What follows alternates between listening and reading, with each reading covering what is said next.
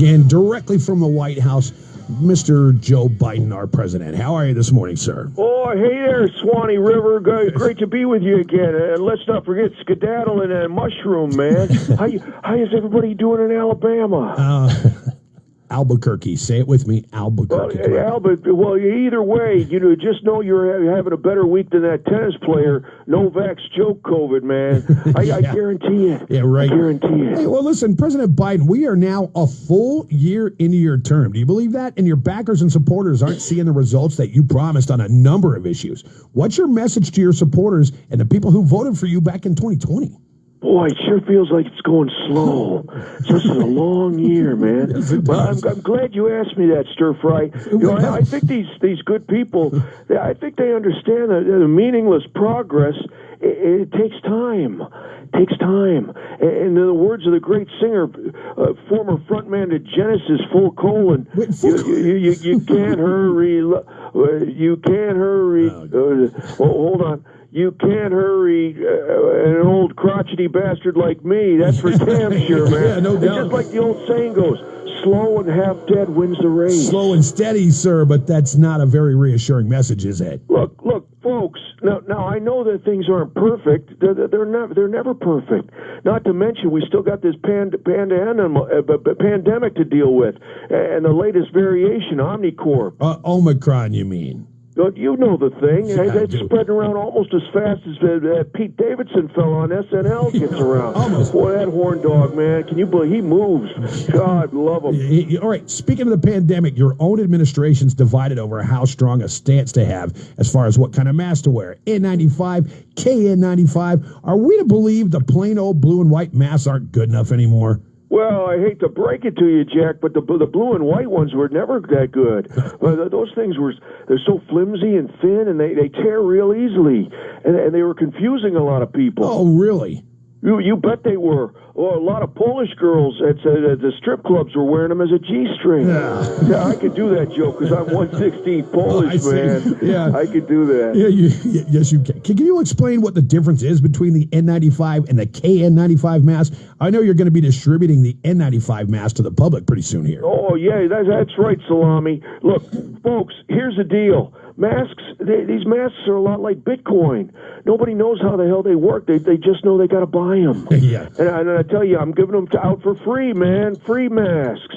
You watch, but the pharmacy's going to have. And I can tell you this: both the N95 and KN95, they work extremely well for wiping away your tears when you're at the meat counter at your supermarket. Okay. Yeah, I promise you. Now, as I understand it, N95s are made here in the USA. God love them. They filter out 90% of the tiny, the tiny things. Yeah. And on the other hand, the KN95, those are made in China. That's where the K, the K in front of it stands for kinda N95. Oh, okay. And they're kinda like the real thing, man. or either that or it's crappy N95. Like exactly the kind of crappy knockoff you'd expect from China. Well, what's your official stance on masks then? Come on. My stance is simple. Masks are like fat, ugly nurses, man. They're always incredibly annoying, but they can save your life. Good. All right, well, we heard that you have a new website launching today for Americans to receive free COVID-19 testing kits. Is that true? Oh, this is going to be a game changer, man. Millions and millions of kits are going to be sent out, and they're completely free, even for free shipping. So just in a short 16, 18 weeks, the post office will stop dragging its ass and start delivering all this crap. Yeah, you won't have COVID anymore. Okay, but sir, given your history with website launches like Obamacare, are you confident that this is going to go off without a hitch? Oh, I listen to you with the gotcha quiz. I love that, man. Of course I'm confident, Jack. The improvements we made in a dial-up are incredible. The interwebs are great. Look, I know I'm in charge. I know this. Joe's running the show now, and nobody knows more about the internetworks than the old people. I got this. Okay. We just got to make sure we don't get hacked by a Nigerian prince. I've fallen for that a couple of times. Yeah, man. I'll bet you have. But just in case, just to keep on the safe side, my administration's carefully selected the best nerds and geeks this country's ever produced to create this website. I'm talking about the guys who've never been with a woman, man. They're computer wizards. They got lots of time on their hands, and they use their hands well and with the computer. And you know, when the government gets involved, things always go smoother. Yeah, sure. Hey, well, all right. Hey, let's move on to something else. Your son Hunter's ex-wife, your former daughter-in-law Kathleen, has now published a memoir detailing his follow-up gotcha question. This will be good. I gotta ask, man. Well, in this memoir, she's detailing his affair with your son Bo's widow and his struggles with drug abuse. That's got to be difficult for you and the family, you know. Look, yeah, man. I mean, who wouldn't be difficult for it? You know, look, will this hurt the family? Yes. Does it reopen old wounds? Yes.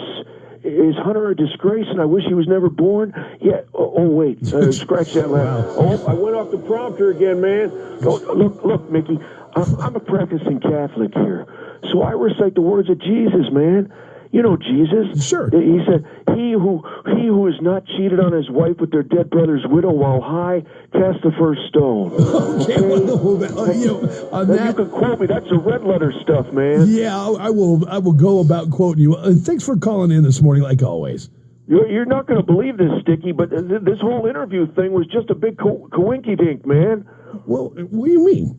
Well, it turns out I butt dialed you. Oh, okay. Or as my granddaughter says, I gave you a booty call. Oh, my God. I got a big booty call. No, that's definitely not a booty. Never mind. Well, you know the thing. Yeah, I do, man. I'm familiar. Thanks for calling. All right, later.